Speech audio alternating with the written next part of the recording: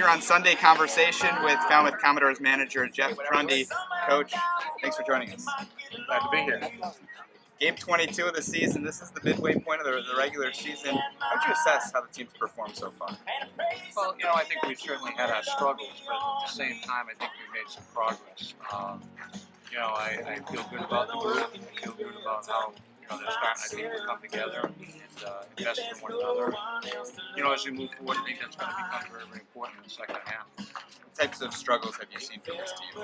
Well, I think if anything, like I said, the struggles are based around, for the most part, trying to do too much, not let the game come to them as much as probably they could. I think we got a great group of kids, and many times when you have that, they want to do well, and sometimes they try to do a little too much.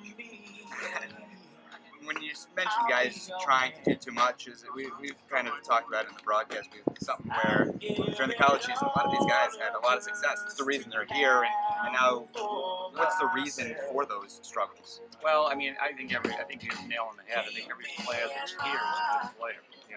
Every player in the league is a good baseball player. To get to the Cape League, obviously, you have to have something to be able to get in the first place. So, but I think it's an adjustment. You're not going to face anybody as a hitter that is of less quality. Bullpens are great. The starting pitches are great.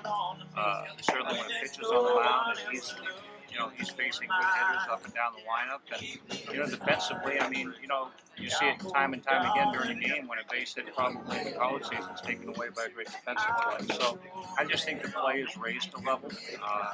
This is kind of the best of the best. And, because of that, like I said, the hitting and the pitching and the defense are all going to be a notch above. And because of that, sometimes, that will lead to someone not having success from a number standpoint. But I think it's identifying what works here, identifying an approach, and then staying consistent.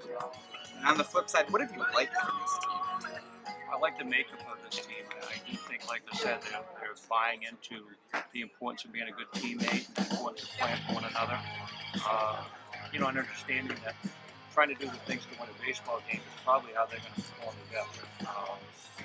So like I said, I feel like we're in a good position in the sense of the direction we're going. And, but you still got to go out and play consistent baseball.